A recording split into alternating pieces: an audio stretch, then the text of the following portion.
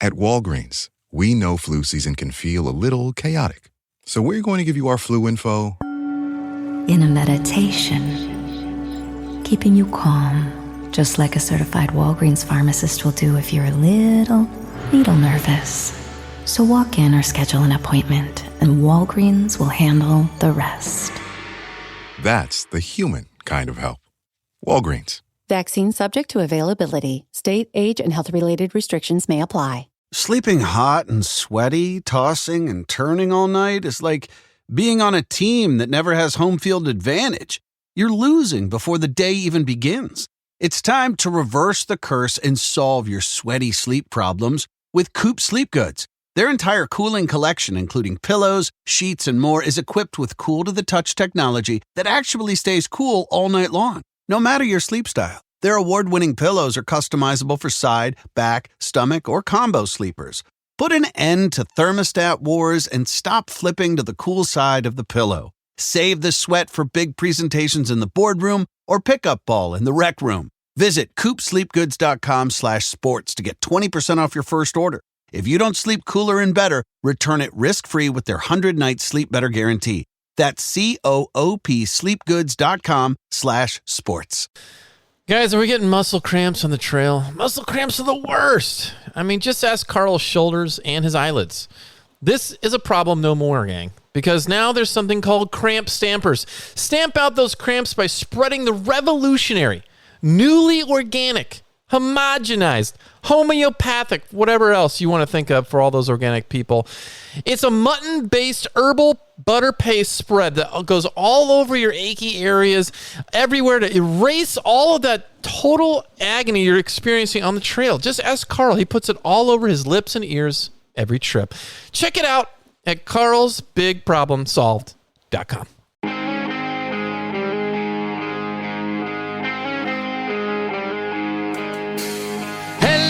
Everybody, this is Derek, and with me today is the only man who uses poison ivy to wipe himself and wonder why he had to cancel multiple trips, Carl Mandrioli. Yet again, here we are. Welcome to the Backpacking Bushers podcast, brought to you by Enlightened Equipment, the quilt that helped get my pack down to 18 pounds on our most recent trip. Check them out at enlightenedequipment.com. With me today is Derek Somerville. He's a man who's afraid of offending a dude named Terry on the Oregon Trail. He doesn't want to die of dysentery. Oh, dude. It's like every time I think they can't get worse, they get worse. I mean, that's a talent. If you think about it more, you'll appreciate it. It's like you have a talent for making jokes worse. That's a special gift. Okay, so we were just on the Timberline Trail. Here's a joke. This is from one of the guys who's like, Timberline, who's that? You like that one? Oh, wow. So, guys, I don't know for those of you watching on YouTube, for the podcast listeners, we put up a little caption underneath, and my joke was just Timberline. Carl's idea of a food joke, right? He doesn't know this until he gets online. He jumps online, immediately starts laughing. Is like, oh my God, that's really funny. It is. That's what you do. I was like, how dumb can I make it? And you're going to love it. I like it. You're welcome. Good job. Okay. We got a fun one today. We do. Thanks for, it was great that you were able to pat yourself on the back there. Thank you. Derek, we have in the title, the working title is 5 Backpacking Crises on the Timberline Trail. What's a backpacking crisis? I mean, how dramatic is this person experiencing the crisis? Like, for you, it'd be what? Shoulder pain is a crisis. For others, it could be something like, oh my gosh, my stove broke. It could be like somebody, woke up with a fever and they can't do anything. It could be like they rolled an ankle and can barely walk. It could be, somebody forgot their sleeping pad and blamed it on a shuttle driver. Right. Okay, sure. And then somebody forgot their pillow and pretended, that. And then admitted to it. I mean, it's ridiculous. the things that can happen. But I guess, it's a plethora, as you know. But I guess it would be something that's like going to potentially affect the trip as a whole, I would imagine, right? And we're not afraid to, use the strong words to describe things that happen on our trips.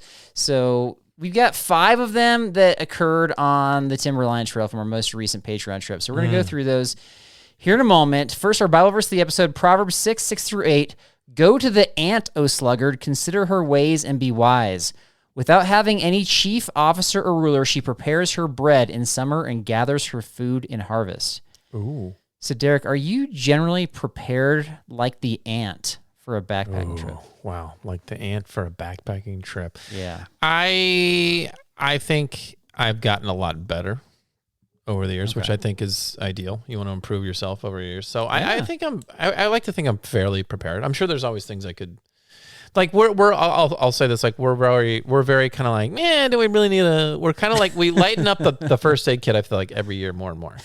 No, we don't. I'm doing the opposite. I'm adding as I get older. Do we need a first aid kit? I mean, that's probably the one thing I should probably, I don't usually carry it. Right. And you usually throw like 3 Band-Aids in there, and then At least. that's it. So At least. Sometimes 4. that's probably a weak area. Okay. All right. What about you? Are you a planner? Yeah, for sure. We got the Ish. gear list now, or we got it dialed in. We got pack weights are only getting lighter, for some of us, I should say. So I think that we're generally prepared, but apparently not, because we had 5 backpacking crises on the Timberline Trail. So we're going to talk about that. Okay. So for this trip, we had, what do we have? 10 or 11 people that were on the trip. Yeah. Derek, again, afraid to go, so didn't make this one. Fear. Fear. So I had to bring in somebody else to talk about the trip, because I can't just talk. Sounds like I avoided a crisis, though. I mean, based on what I'm reading. You here, might have. you know? Yeah, that's fair. We brought one of my favorite people to go backpacking with. So here we go. She's going to enter the studio right now. All right. With us today is a woman who's been backpacking since the 70s. She's endured 2 Patreon trips. She hikes faster than Derek. Christine Marsh, how's it going today? Going great. Good to see you guys. Christine and I are already going to be friends, and I can already feel this. You know what I mean? Oh yeah. I'm worried about you though, Carl, connecting with her, but we'll see what happens. Well, I'm looking forward to getting into this trip, because like she was there. You have all these crises we're going to go through, and it's good that she's here to kind of give like probably the most honest opinion of what happened, because you like to kind of fudge things. So this is good. Yeah, for sure. And this is where I really want you to shine, Derek. I want you to be able to dig in with some of your questions and really pull the truth out here. Pull the truth out. Got it. Okay. Yeah. I'll do what I can for the people. Let's start with this. How would you rate, Christine, this trip in terms of difficulty? What would you say? Like, it's scale of 1 to 10. I would rate it as 8. 8 out of 10? She likes 8. 8 out of 10. Yeah, See? 8 out of 10. Yeah. Wait, Yeah. you hiked the Grand Canyon. What's the Grand Canyon then? 9. It's right under the Grand Grand Canyon. Canyon, just to clarify, is only slightly harder than the Timberline Trail, you're saying? Correct. What I realized with the Timberline Trail, we had an incredible gain of elevation, but there were a lot of flat places where you could kind of relax, but still make progress. If you're doing the Grand Canyon, the only time you get a break is just when you stop, because it's all up or it's all down. But you're saying 1 notch harder. I'm saying that's way harder. I would guess the Grand Canyon's like a 10, and the Timberline's like a 6 or 7. So you're gonna poo-poo on her review, even though she's actually done both? Correct. That's kind of ridiculous, but Let's go through, before we jump into the backpacking crisis. Let's go through some of the kind of strategies, ultralight strategies, and efficiencies. All right. So Stop. You're using the word crises. yeah, And it wouldn't be so bad if it's just like 1 crisis, or maybe 2 or 3 is a stretch, but you've got 5 in there. yeah. I don't think this is good for the brand, really. Ooh, shots fired. I think that if we want to, for people that are curious but like adventure, Yeah. and I think we should call them plot twists. 5 plot twists. Okay. Derek, what do you say to I that? can get behind that. I mean, you are a little bit more dramatic than most, so I can see why you label it crisis. But plot twist, I could get behind that. I could see that. Maybe you had 1 crisis, possibly 2, but more or less plot twist. Then this happened. Then this happened. Right. And how did we? So I could get that. I could get behind that. All right, and my response is no. I'm calling it crisis. You can call it plot twist if you want to. So dramatic. This is what I deal with, Christine. This is my episode title, so you can call it whatever you want to, but here we go. Number 1, there was a heat advisory issued just before the trip. So, Derek, do you do anything different as a trip planner, as a just person who's going? We're talking 80s and 60s in the mountains, which is pretty high. I could count like hundreds of times Alexa will jump on my give me a notification. It's like, hey, there's a heat advisory warning. Hey, there's a heat advisory. It's like every day there's a heat advisory warning. It's summertime. Okay. It's going to be hot. Just make sure you bring enough fluids and food. This is not a crisis to me. No. All right, not a crisis. Christine, big deal, little deal? What do you think? It's a huge deal. Okay. Oh. When living in Arizona, you always have water insecurity and, cooling insecurity. And I get those same warnings that you get, Derek. Everything has to change with the trip. You always have to be aware of keeping your fluids up. You always have to be aware of eating salty foods, warding off dehydration. But when you get a warning, that's like serious stuff. And you have to, when I plan a trip and have, guide people, you tell them we're going to soak the sponge like the week before. You're just going to be drinking and salty snacks. And a week before, that's a long time. That's a lot of pee. Yeah. Well, I say that because I know they're probably only going to do it like 2 days before. But oh, wow, covering their base. Well, yeah. Okay. And so people show up and at least the day before they've cameled up. They've taken as much water as they can, and that's good. And then you tell them that you wear stuff. Now it's interesting because usually we talk about cotton killing, especially if in the winter time, you want wicking sort of fabrics, but in the summer, cotton's a good thing because it holds on to the water and it's going to keep you cooler. Right. So cotton's okay. Keeps those blisters forming on your feet. Well, too, right, yeah, that's true. That can happen. It really can. But the other thing is, so you tell them also, especially this trip, it was great. We had all these water crossings. So you just say, once you get to water crossing, throw your clothes in or take your hat, dump some water over you. Well, throw your clothes in. You in them. It's you in them. What are we talking about here, Christine? I don't know where you are from Arizona. I mean, they do things different. I get it. So you're saying just if I get a heat advisory warning, it is a huge deal. I need to prep a week in advance / shoot. You need to drink lots of water. Just hang out in the bathroom, just go pee until it's clear, and then keep on going. I know this is a big deal for you guys out there because you guys live in air conditioning as much as possible, right? So maybe the contrast of going out in the heat is that much more intense. Whereas like I'm getting a heat advisory warning like almost every day here, and it's bring an extra bottle of water, bring your sunscreen. All right, how hot does it get? Right, that's what I'm saying. It's like it's probably 70s. No, like it's like mid 80s. Right? It was like mid 80s. There's no heat advisory for mid-80s, like it's sea level. There sure is. I got one yesterday. These are soft. I got one yesterday. About 100, okay? 105. I don't send the advisory out, guys. I'm not. I just don't shoot the messenger. Okay? When it dips below 70, is it like freeze warning? Like put on a jacket. Listen, Christine, I know Arizona is maybe the hottest state in the country, but let's keep in mind California has the hottest place on the earth. So yeah, which is not where you live. Right? No, but we're all connected by heat. Okay. All right, let me just wrap the first one up here. So there were two things that happened to the points that you guys made that I think were good and that were bad. First of all, well, actually maybe 3 points, because one of as I probably should have mentioned cameling up and maybe hydrating ahead of time. Did not do that as a trip leader, so that's my mistake. And then when we did the pack weigh-in prior to the trip, and I was like, where's the closest stream crossing? And somebody said it was like 2 or 3 miles. And so for the pack weigh-in, like literally on the video, I'm dumping out half my water to reduce my pack load. Right. Which for me is fine, but maybe it doesn't set a great precedent for the rest of the guys on the trip. And as it turned out, one of the guys did have an issue with the heat. So that was, I'll say bad idea on my part. Sounds like yeah. All right, that's number one. Number two, one guy, this kind of goes along with the heat stuff. One guy got a bug, like a stomach bug on day one, possibly got heat exhaustion. Day one was actually, even though it was hot, it was a relatively easy day as far as like it was mainly downhill. But this guy's like leaning over his trekking poles. He is clearly not feeling good, but he doesn't want to turn back. He wants to keep going. All right, Derek, how do you handle that? Well, I mean, I didn't see it firsthand, so it's hard to say. Did we have any medication for nausea on the trip? Do we have any of that stuff? We had 2 pharmacists on the trip giving advice, but everything that they were saying, including Christine, everything they were saying, either I think it just like he had tried it and nothing seemed to be working. When we kind of tried to get his history, hadn't he been, he came in on a late plane. He got in late. He didn't get a lot of sleep. And it was hard to know how that situation impacted whatever else was going on. I think we relied a lot on what he said. Like he wanted to throw up, but he wasn't throwing up. He wasn't hungry, couldn't keep food down.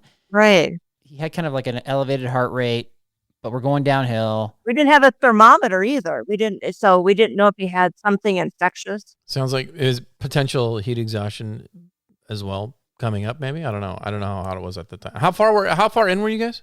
I think it was just like the first like 2 or 3 miles when I was first made aware of it. I mean, and he wants to keep going. He says he feels better when he's going, and he's better in the shade, obviously. I think the shade's a big one. Yeah, give him a break, hydrate. Can he rest? Probably not, because you're just starting. I mean, here's the problem. Like, it's like either you just put your foot down and be like, no, I don't think this is a good idea. But he's like, I really want to keep going. I think I'll be okay. Like he spent money. He's flown from, Ohio to be I mean, here. if he knows he's a grown man, if he knows the risk, I mean, is he able to like turn back if it gets worse? Probably not, right? If it gets worse than where he's already at, that's the concern I would have. We had 2 guys on the trip that were Oregonians. They had plans, or I don't know, maybe you and them had put together some bailout plans in the case of something like this. Sort of. Like there were access points to different trailheads, so there were bailout points, but it's not like convenient. It's like it's going to be an effort to get somebody back to a trailhead kind of a situation. So that's what we ended up after day 1 evacuating him out, and the Oregon guys kind of took the lead on that. Yeah, I wanted to see what you would say to that point to see if you were. I mean, I feel like you're gonna know pretty quick if he's puking and can barely move. And he wanted to. He wasn't puking, and he wanted to. Our first campsite was about 10 miles in. He made it there. Wow. And so he made it. I think the solution was fine. I was just curious if you would have had him turn around, basically. I don't know, it's a hard one. I think if it was any worse than what you're describing, I'd probably say, yeah, like if you can barely move. Like if you're hiking, how was it when you're hiking like the first mile or two? Is he just like huffing and puffing along behind you guys, or what's he doing? I mean, there's so many people going. I was talking with different folks, so it's kind of hard to know. Did he fall behind? I mean, we're going downhill. Nobody's really like behind. Yeah, that's true. Yeah. I mean, that's so how did they evacuate him then? So one guy hiked back to get the vehicle, pulled around. It's like an hour drive around to meet the other 2 guys at the trailhead that they exited out of, and then drove him to like an airport hotel, basically. And then those other 2 guys met us on the trail later. So it was more complicated than that, but that's essentially how it was. That's huge for them to do that. Yeah. So that was Jason and Jerry, and those guys. Those guys. I actually in my mind was like thinking of plans of like how I was gonna do it. I was thinking of like hitchhiking and things like that, and they were just like, we'll take care of it. I was like, dang. They already had thought about it. Yeah. Yeah. Dude, those guys are awesome. I mean, if you're talking that's the extent you gotta go, and you don't have a Jason and Jerry on the trip, then I'd probably be. We don't usually have a Jason and Jerry on the trip unless it's literally Jason and Jerry. Yeah. Well, that's my question. Let's say this happens again. You don't have Jason and Jerry on the trip, and anybody like that personality-wise, like, are you gonna be like, yeah, I don't think this is a good idea? We're gonna start out by saying, the last trip we had this situation, and he left a day early or after day 1. Yeah, and just explain that obviously to do what we did, the elevation, loss, and gain again, that can't make you feel any better. I think I'd have. Here's what I would do. If you knew where you were camping, which sounds like you guys kind of had an idea, right? I would say, hey, dude, here's the access points of where you can maybe meet us later. And if go back to the hotel, if you're feeling better by day 2 or 1, like this is where we're gonna be, and this is the section we'll be hiking. Come and meet us. What did we think of that? Yeah, that's a good plan. Yeah. I don't think he was in the position to kind of re-meet us, but that's really good. I was imagining if you were on the trip, Derek, you would just kind of turn to me and be like, hey, stinks to be you. Well, obviously, yeah. No, I mean, I would have helped you, I think. I mean, it really depends. Like, if I'm there, like, you can kind of see how the guy is, but like, if he slept it off and the next day he felt he felt great, then he knows where you're going to be. That's what we were hoping, and that it didn't work out that way. Yeah. So it worked out in the end. Okay. I was just like, I just think that we're going to have these types of situations increasing as we have either harder trips or just as we get older for sure. But yeah. All right. Crisis number 3. Here we go. Okay. To Christine's point earlier, where she thought it was like more on the strenuous side. Okay. The trip was borderline too challenging for multiple guys on the trip. All right, this is after the evacuation. So they're back. By day 3, sit-down breaks were increasing and lengthening. Ooh. So middle of day 3. Yeah, we got more elevation to cover. People are starting to really get wiped out. Christine, what do you think about that? Is there any solution to this, or how would you handle this as a trip leader? To be honest, even because I think a lot of this was because of the heat, and yeah, I think that played into it big. And I was going to say and, the heat. and yeah, I have to say, even like the week before we went, I was thinking to myself, maybe we should have like a little, a Zoom or some kind of a group talk and focused on heat and the things you can do. Yeah. And I think that what was happening, at least what I was observing, was that a lot of guys were kind of just out of the gate, like first thing in the morning, and they were just out like a shot. And then it would hit them, and then they'd like, I'd come because I was, Yeah. I was like the Interesting. tortoise all the way, and I just have the same pace, and I just keep going, and I'd find them, leaning up against a tree, and they Yeah. it was too much for them, and so letting people know that you got to start out slow and just but if you start out slow and try to keep the same. I always say Start slow, then that taper it's off. good if you can just keep putting out the same amount of energy, which means that you have a certain amount of energy when you're on the flat, and then when you start to go up, then you slow down, but you're still putting out the same amount of energy. So I have to tell you, I don't know what like the guy vibe was. The guy vibe. Ooh. So I was, the guy vibe, Okay. like, hey man, it's like, I'm going to go fast. How about you? Yeah, I'm going like fast too. was ego an issue? Wait, are you thinking these are the conversations we're having? Like, hey, For sure. hey man, I'm going fast. I was in the back, so I don't know. Okay, no, A lot of that's not- ego up there, Christine. A lot of ego. Yeah. Yeah, It's there because, I'm not going to name names because we're not doing that. Carl. But there were, like some 3 people, 4 people maybe at the front, and they were like gone. And so the people behind those 4 maybe thought they should be going as fast, and they were just out like a shot. So you want to have a sit-down conversation. They're sitting down anyway. So you have a sit-down conversation and be like, hey, calm down in the beginning. Slow down. Pace yourself. It's not a competition. It's not a race. Go like Derek speed, basically, and you'll be fine. Mhm. Derek speed, yeah. The best speed. Yeah. That's interesting. So is Carl one of these guys like out in the front, like trying to be a big shot? Is that what I'm understanding? And then No. you're kind of like, There it is. No. Now No? we're talking. Now we're Yeah? talking. Is that what we're getting at? That's the questions I was expecting from you, Derek. He's behind me. Okay. And I need to clarify. I'm doing just fine.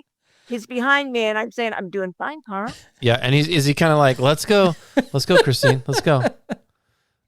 There Yeah. it is. I've There got it is. There's I've got my Derek. Garmin in reach. Yeah, If anything happens, I'm fine. he kind of makes you feel guilty for not going faster. I get it. He kind of, hey, dude, a little faster. Come on, let's go.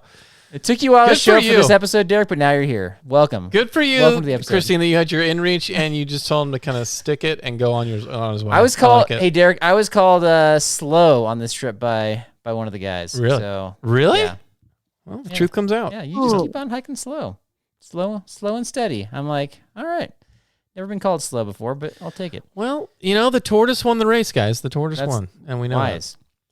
You like that? Please subscribe for more tips like that. That the tortoise won the race. You can't learn that anywhere else. Christine and I are going to write a book about just wise sayings on the trail. So. Crisis number 4. Yeah. 2 guys were No. short on It's a food. plot twist. It's a Sorry, plot twist. Plot twist number 4. Plot twist. 2 guys were short on food. Okay, they Crisis. subtly revealed this. Derek, how do you handle this? You got Subtly revealed. What does that mean? Subtly revealed. Oh, they didn't make a big deal. They're like, yeah, I'm a little lean on food, I think is the phrase. Are they we used. talking like I forgot a whole dinner meal, or more snacks? I didn't go through their pack. Jeez. Okay. I mean, we have been both guilty of having shortage of food, but not by much. But you had like how much did you have left to go? Like time wise, like a day? What are we talking about? When it was revealed, I think we had 2 days left. 2 days left? Yeah. And they're missing big chunks of food? They didn't say. They were subtly suggesting that they were short on food. I think I would dig in more then. If you're going to subtly suggest it, I'd be like, let's do a caloric breakdown. no, I'd be like, well, what do you mean you're short on food? Do you have enough like dinner meals? You have the big meals? Do I need to share snacks with you? What are we talking about?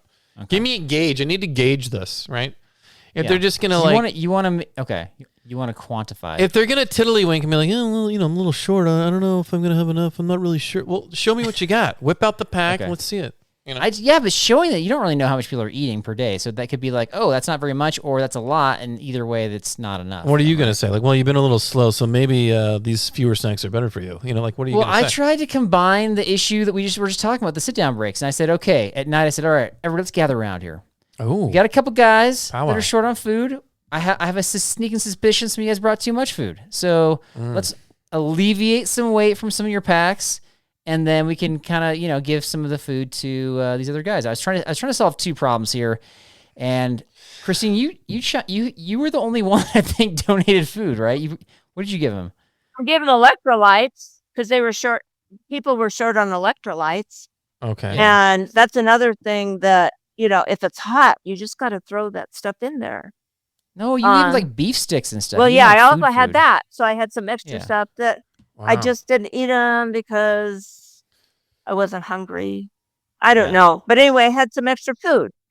Okay. But I was a little surprised. Okay, well, here's where there's like an actual plot to it. So the next day, we get to a spot where like we're still on the loop, but it hits a trailhead with an access point to vehicles, and these two ladies that we've been leapfrogging actually end the trail there. And so they're packing up, and it kind of ends at this like trailhead / campground. So we're just like sitting around waiting for people at the picnic table, and they're packing up, they're leaving. And I was like, hey guys, like now's your chance. They're Right. leaving. If they have any extra food, just be like, hey, you guys have any extra food you want to throw your way? And they're like, no, I don't want to do that. Or you do that kind of stuff. I don't want to do that. That's socially awkward. People like to stay vague and shy and stuff. I mean, I don't know. That's If they were that hungry, they shouldn't have let that bother them. I know. That's my point. Is it's like, exactly. from that moment on, I was not helping them with food because that was ridiculous. I thought this is the easiest way That's what I'm to saying. get food. Yeah. Do you agree with that, Derek? Yeah, 100%. If I was starving and I was low on food, I know I'm going to eventually impact everybody else. So here's an opportunity to alleviate everybody's tension and just be like, hey, but again, it's like you have a Christine here who's like proactive and like, let me involve myself and help out with trekking poles and sandals and Tevas and beef sticks or whatever. and I don't, and there's other people who don't have that personality. They just don't have that. Like, hey, I need to speak up and say something. They're going to like keep it to themselves. Yeah. Try to do the best they can until it's like they're at the end of the rope and then they're going to say something when it's too late probably, right? So that is frustrating. Is that a guy thing? Is that a guy thing or is that just I don't know. I personal think a thing? personality thing for sure. I don't know. Okay. Derek and I Sure, probably aren't the guys to talk about this because we're both not shy. I would have gone up and asked for food for sure. Even if I had food, I've been like, hey, what do you got? Neither of us are shy. We'll talk to anybody. I would and- have traded food if I knew they were leaving. Carl, you talked about going on a backpacking trip and not bringing any food and just relying on people giving you all I the threatened. food you need. I thought that was very bold. He likes. Yeah. You want to go? You Would could- you be on that trip? That would be the thesis paper. Oh, there you go. You know, you could get a lot of information from that. Yeah. So I think I've talked about this for years where I'm not going to pack any food, but I think I'm going to actually just like go to other backpacking groups and say, hey, if you're overpacked with food, I'll help alleviate your food weight and I'll take some off and see if I can get enough calories to support me for the trip. You just That was want to my do like a theory. mooch, like a Yeah. mooch trip, essentially. Well, that's a negative way of looking at it. My way is looking at it is going ultra light and strategic. Huh. At what point are we going to have a podcast episode where you're like, I'm going to try and do a trip with a 1 pound pack? Like, when's it going to happen? You know what I mean? I'm going to bring, Probably you know? season 10. How about that? Okay. All right. You're just going to bring a Ziploc backpack and call Just it a day. whatever I can fit in my pockets. That's it. We'll call it the pocket backpack. trip. Pockets. Yeah. All right. One last crisis. During the whole trip, one of the dudes that went along, super nice guy, is not married. He was single the whole trip. And Christine, you didn't like this very much. You wanted to solve the problem on the trip. Is that correct? Well, This yeah. is interesting. Okay. Okay. I'm already What'd you do? intrigued. Well, There we first go. of all, I thought you meant single as in like he hiked by himself the whole time. But you mean he's unattached. that's what I Okay. wanted to know. That's what I wanted to know. So I thought there's one guy on this trip that is single the whole time. I mean, I thought, okay, what's the alternative? Like single half the time and then we get married in the middle of the trail? I mean, I don't know. No, I could have a girlfriend by the end. And guess what? At that, I forget the name of the place we were staying. Well, I know it was when we decided to go with a different place to camp rather than add 3 miles on. Do you remember? Right. So we were This at is what I'm that getting place, at. I want and the there was story. this wonderful woman Yes. across the trail, Janice. and yeah, Janice, right? Oh boy. And Here we so go. I went over and spoke to her, and then this fellow came up, and I'm kind of working it, you know. It's like, hey, and he does it too. And Janice was like, oh, you liked it. You What do liked you the hike as well. Oh, that's great. You're asking somebody on a backpacking trip, oh, do you like to hike as well? Wow. So let me get this straight. You're out there spitting game to some single female hiker, working your magic as a wing woman, and he comes over. Matchmaker. He comes over and sees the situation like he's not a dummy, obviously. He comes over there, thought she was cute? Did he think she was cute? I don't know. He's kind of a low key guy. Okay. So Where do we- when I got him engaged. It's like, oh, he likes to do this. Oh, wow. I would have Great. paid. And I bet you're out a lot. And then I said, you know, I You're have out a something lot. I have to take care of. I said, I have to take care of something. That over you there are in my tent. slick. But you I have to you take guys care of something. just- You guys talk amongst yourselves, right? That is slick. You are slick. Wow. I would have paid money to see that. you know, I thought, maybe he doesn't do this very often. No, he doesn't. You don't typically date on a backpacking trip very often. You're correct with that. People meet all kinds of ways, though. Here's my question to you, Christine, and you can answer this now or later. It's up to you. But Sure. you don't seem like a shy person, which I like. Did at any point later after this encounter with, this matchmaking session, did you ever go up to him and be like, hey, did you get the digits? Did you get the number? Did anybody find that out? He didn't get the digits, but we were leapfrogging this girl. She was very nice. She ended up saving us a camp spot. She like plotted down. She kind of like took this camp spot. She's like, actually, this would fit a very large group, and so she like saved it for us, which was amazing. And then Who is this yeah, girl? she's super nice. And we kept on leapfrogging her. So on the last day, when I was doing kind of, you know how I like interview people on the way out, I was like, hey, Janice, let me ask you some questions. And so I got her. So you'll hear from her later on in this episode, basically. But You got her telephone number? I got her email just so I could email her this episode so she knows when it comes out because she'd never been on a podcast before. Yeah. But I'm not asking Yeah. for her phone number. That's not socially appropriate for me. But your buddy didn't ask for an Instagram, an email. No, but anything? okay, but this is not the end of the story because after the trip, then Christine's like, well, who else do I know? Right? And then, okay, tell us the rest of the story, Christine. So I have a friend. In fact, Here we she's go. my best friend with backpacking. We've done several Grand Canyon trips together, and we just have so much fun. And she's about the same age as this gentleman, and he likes to backpack, Hello. and so does she. And It's a rumor. she's this lovely woman. And I did send about 3 or 4 Uh-huh. pictures to Carl of my friend. Oh, not because I want him to see how attractive she Oh. was, but just for him to see that she's out there, Grand Canyon trips here locally. She just loves life. Absolutely. You're matchmaking. But I think I see a Okay. second profession here following up on my pharmacy. Backpacking and matchmaking. On the next Patreon trip, we're going to have both of them there. Derek, if you want to join Okay. too, we can have all sorts of meetings and I can do some conversation starters. I can say, like, I can do would you rathers. Like, we could do all sorts of stuff here. I could come up with all kinds of awkward questions for people. Yeah. So it's Oh, yeah. not a problem there. Okay. Yeah. Anyway, so I just thought the concept of backpacking matchmaking was hilarious, and not only did it happen literally on the trip, but it like continued after the trip. So, Right. Christine, that's one of That's the funny. funniest things we've had happen on a trip. You know, I think people don't even think about this. I do think now. nowadays young people think about, these dating sites and all that. And my friend says they're awful. And I said, what you need to do is find someone like doing what you're doing And then at least you have one thing in common. And, that's like, You're asking your friends to hunt on the trail, essentially. Is that what you're doing? we look at backpacking a different way at this point. Yeah.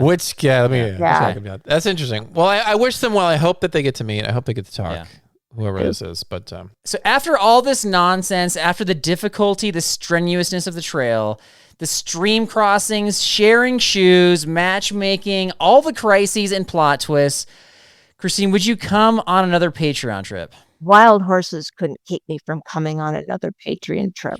Oh, Yes. wow. Wild Yes. horses. Write that down. Christine, it's been a pleasure and honor. You always brighten the spirit of this podcast and the Thank trip, you. so it would be an honor to go Thank backpack with you. you again. I'll be there. Lovely.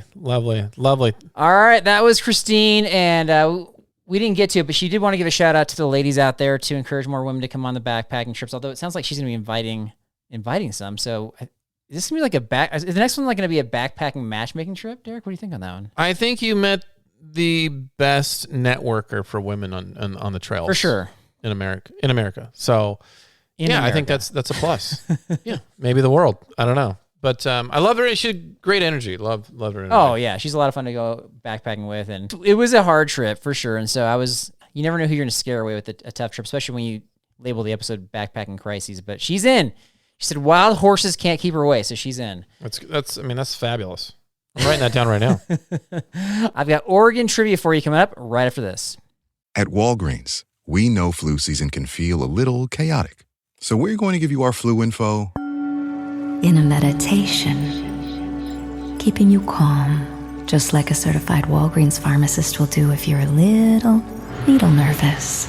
So walk in or schedule an appointment, and Walgreens will handle the rest. That's the human kind of help. Walgreens. Vaccine subject to availability. State, age, and health-related restrictions may apply. Confronting high credit card debt can feel scary. But the good news is, if you owe $10,000 or more in credit card debt, financial relief options are now available. National Debt Relief is currently offering debt relief designed to reduce what you owe, fast-tracking your way to being debt-free. If you qualify for debt relief, you may be able to pay back significantly less than what you owe and save thousands of dollars. Imagine only paying one low monthly program payment you can afford and saving money as you become debt-free. National Debt Relief has already helped bring debt relief to over 550,000 U.S. consumers, earning thousands of five-star reviews and an A-plus rating with the Better Business Bureau. You're stronger than your credit card debt. Take the first step and visit nationaldebtrelief.com to see what debt relief you qualify for. That's nationaldebtrelief.com. Sleeping hot and sweaty, tossing and turning all night is like being on a team that never has home field advantage. You're losing before the day even begins. It's time to reverse the curse and solve your sweaty sleep problems with Coop Sleep Goods. Their entire cooling collection, including pillows, sheets, and more, is equipped with cool-to-the-touch technology that actually stays cool all night long, no matter your sleep style. Their award-winning pillows are customizable for side, back, stomach, or combo sleepers. Put an end to thermostat wars and stop flipping to the cool side of the pillow. Save the sweat for big presentations in the boardroom or pickup ball in the rec room. Visit coopsleepgoods.com/sports to get 20% off your first order. If you don't sleep cooler and better, return it risk-free with their 100-night sleep better guarantee. That's coopsleepgoods.com/sports. All right, you ready for Oregon trivia? No, but we're going to try. Do you know much about Oregon? I mean, it borders your state. I don't think I've ever actually I've been to Washington multiple times. No, I don't think I've ever been to Oregon. Have I? Really? Okay. No, we took a trip. Never mind. All right. Oh, no, that was Olympic National. That was Washington. Washington. Yeah, I haven't been to Oregon. This is my first time backpacking in Oregon, but I've been there before. The airports are like one of the top airports, by the way, just kind of FYI. But top airports? Yeah, it's like super nice in there, convenient, easy to navigate, all that stuff. Yeah, I liked it a lot. But I ran these questions by my wife because she hasn't. I'm trying to think. I don't know if she's been to Oregon or she has. She's been, but not very recently. She was able to get 2 out of 3. 2 out of 3. She was cold able to turkey. pass. Yeah. All right. Okay. Number 1. What famous dairy company resides in Oregon? Oh gosh. A. Tillamook, B. Bluebell, C. Ben & Jerry's, or D. 2% Milk? What milk come? Dairy The company. worst question. Okay, I'm pretty sure Ben & Jerry's is Vermont. Okay. 2%. I don't know what you're talking about. Okay. Is blue? I want to say Tillamook. Tillamook is correct. Yes. Correct. All right. They have like a display actually in the airport. So Wow. yeah, they got it. Anyway. All right. Number 2. In 1964, what famous athletic company was founded by Phil in Eugene, Oregon? No multiple choice. Read that again. Founded by Phil? Yeah. In Eugene, Oregon. What company? Famous athletic company. Oh, what famous company was founded by Phil? Yeah. There's like 4 clues in this question. What famous company was founded by Phil in Oregon? Eugene, Oregon. Eugene. Phil. Company. That's 3 clues.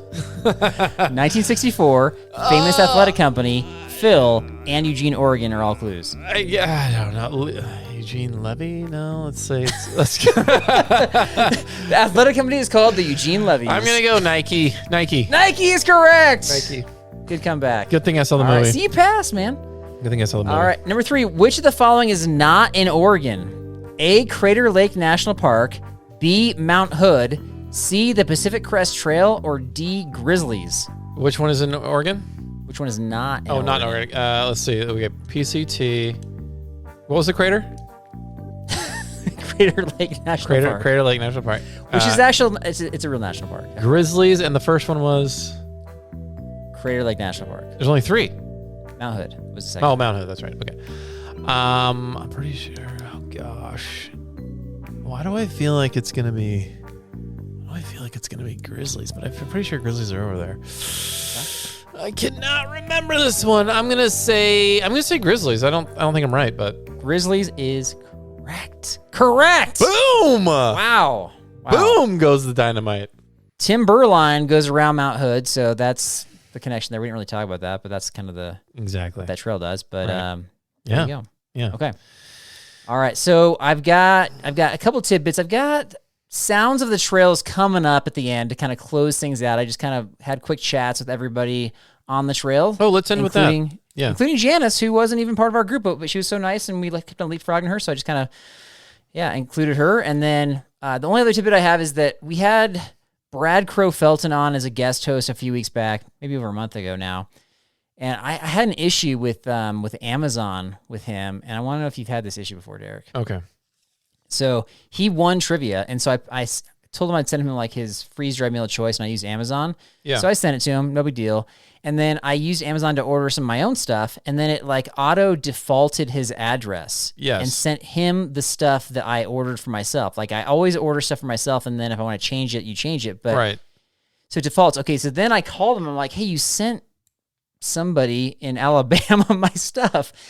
And it was like, I was ordering Crocs, arm sleeves, and a computer case is what I was ordering. Crocs. Wow. And so they're like, oh, sorry, we'll they were nice about it. They're like, yeah, we'll resend that stuff to you. They didn't even ask me to send it back. They're like, we'll resend it to you. Wow. So they sent it to him again. What? Like, so he got double of all those things I just mentioned. Did you give him the correct address? But it's like, I don't want to put the responsibility on him to send me random things I ordered on Amazon.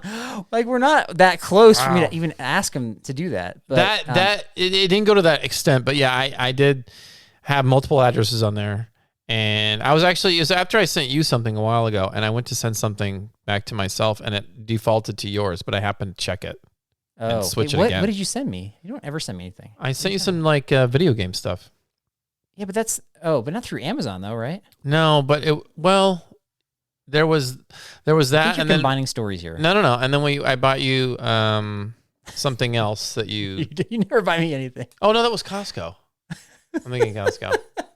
Never mind. You did give me some from the Costco. That's legit. But I have had that happen where I'm like about to send it and I noticed it didn't switch it back. All right, that's weird. So. It's like you have your default address. It should always go to the default, right? It should. Yeah, it should. We're helping lives out there, Derek. So beware of that, folks. If you send things to other people, just double check it. Any more tidbits for us? That's all I got. Guys, that was lovely. Christine was lovely.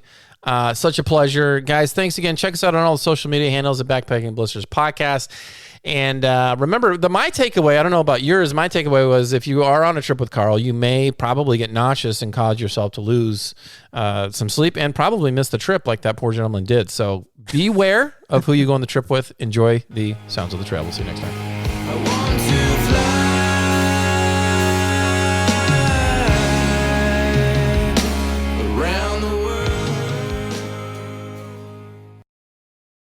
Last day of the Timberline Trail, and I am here with Brian from Ohio. And then biggest trip, highlight, biggest challenge.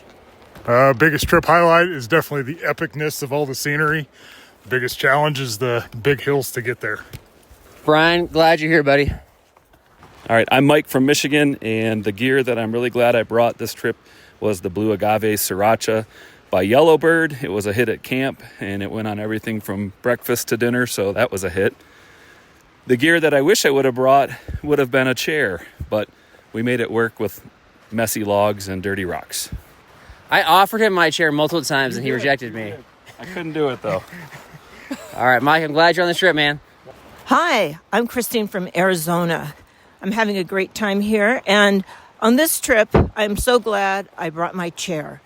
I didn't on the last patron trip, and I had to sit on a rock every night, so I'm glad for that. The thing that I did bring that I will not bring again is my Apple Watch, because it uses up too much battery, and I would have had to have charged it every night.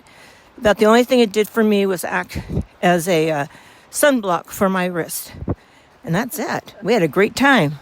She just has a watch tan, I think is what she ended up with. Hey, this is Jonathan Gainey from Indiana. I've really enjoyed the Timberline Trail. It's been a challenge, but it's been a good challenge. I feel like I will have grown from this. I've really enjoyed the getting to know everybody, getting to see trail notes along the trail, people leaving trail notes for other people they met. One of the challenges, but one of the fun parts too, is the river crossings. I haven't experienced that before, so learning to do that. So it's been a great time and a great trip. And what he's talking about with the trail notes is we came across like a pile of rocks, like a piece of paper just kind of tucked underneath one, talking about how to meet up. Is that right? That's right, yeah. Right. Hey, I'm Nathan from Wisconsin, and this is my first trip bringing a camping chair. In the past, I've always thought I was, too elitist to be glamping like that, but I actually brought a chair this year, and it's nice. It's a nice luxury, so I think it's worth the extra weight. Gear that I wish I had not brought is, I'm going to admit that Carl was right. I should not have brought my Ursack. Yeah! I knew that there weren't going to be any bears. We didn't need to bring it, but it was kind of a hasty packing job, so it was easier to throw all stuff in the Ursack. And I've had problems with critters in my stuff in the past, so I thought it would be worth it. But it was just unnecessary, and I would rather have had Ziploc bags so I could have some place to put my trash. So yes, Carl was right. Okay. Well, it wasn't me that was right. It was the Oregonians. The Oregonians said you don't need a bear canister or an Ursack. And then driving here, I just predicted one or two people was going to have either one of those. And so I guess you proved me right in that regard. Yeah, okay. Yeah, that's right. I proved him right. Okay. Hi, I'm Jason from Oregon, here on the B&B Patreon trip around the Timberline Trail. Was asked what the best piece of gear I brought. Honestly, it might have been my dinner last night. The Heather's Choice Shepherd's Pie. Hit the spot, very tasty, would recommend it. Best thing I left home, my power bank. I take it every trip, rarely use it. Wanted to cut some weight, and it worked really well. Highlight of the trip was about 2 hours ago when I stopped Carl because he was going the wrong way. Have a great day, everybody. Hi, my name is Zach from Ohio. My trip highlight was crossing the ridge on the eastern side of the Timberline Trail. I love the views. I love getting to see everything around me and walk across the snowfields. Okay, and by the way, he says his name's Zach. We call him Stats, so this is the Stats guy. And I'd say the hardest part of the trip was the heat for me. That first day especially was pretty brutal. We have a big heat warning in this area, and that's something, it's always tricky for me to deal with. Hello, I'm Jordan from Utah. The prompt is gear that I liked. The gear that I liked this trip was I took a chance on a down pillow. I've never found those air pillows to be comfortable at all. So I bought a little travel down pillow, and it's worth the weight and the space. Definitely not going back to an air pillow. Those are lame. So the gear that I would have brought, the thing that was missing is I did leave a little trail. Usually you're not supposed to leave no trace, but I did leave a little trace. My trace was my water bottle cap to my smart water bottle. Water bottle. Gear I would have brought. Hey, where'd it go? Where'd it go? Yeah, you just drop it. It floated down the river. So, yeah, that was kind of a bad day yesterday. But so gear I would have just brought a spare cap. That would have been a great thing to have. A little empty Ziploc bag and a piece of paracord seems to do the trick today, but an extra cap would be nice. So I have an extra cap. You should have told me about this earlier. Here, I'll get you one. All right, we got Janice here, and she actually wasn't part of our group originally, but she was kind enough to save us a campsite last night for 10 people. First of all, thank you for that. Oh, no problem at all. I was talking to Zach earlier, and I figured y'all could use this space. I was actually setting up there, and then I was like, wait, there's another spot up the hill. So no problem at all. No, yeah, we haven't had that before, so it's super nice of you. And so, okay, so we've been kind of like pacing with each other on the trail here. And well, first of all, where are you from? I'm from San Francisco. Okay, all right. So you're a California representative. And what was your highlight on the trail? My highlight was definitely the people out here, actually. I felt a little lonely the first day, and I ran into so many people along the trail second and third day, and I was leapfrogging with a lot of your group. And I mean, everyone has just been so kind, so welcoming. Everyone, was looking out for each other. Not just this group, but like, everyone that I've run in on the trail, waiting for people to cross at the water crossings, like giving directions. It's honestly made my anxiety about the trip go way down. And so such a community out here. I was like reading forums getting ready for this trip, and that's what I was hearing people say. And so just like living it and experiencing it has been really awesome. Wait, have you done a lot of backpacking? Like, are you pretty experienced?